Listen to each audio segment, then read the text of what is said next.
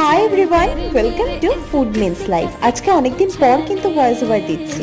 Chicken মাটনের new delicious recipe তো চলতেই থাকবে। আজকের রেসিপি হলো ঝরঝরে ফ্রাইড রাইস।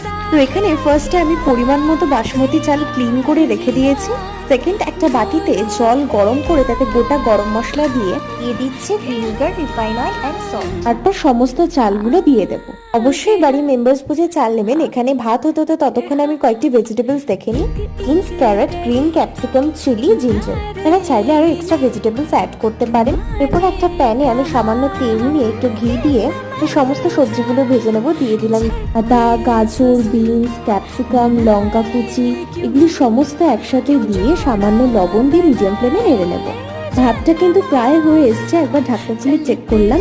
ফ্রাইড রাইসটাকে সেট করার জন্য একটি হাঁড়িতে তেল ও ঘি দিয়ে গরম করে নিয়ে ভাজা সবজিগুলো দিয়ে দিতে হবে। দেন বাসমতি রাইসটা দিয়ে দিতে হবে।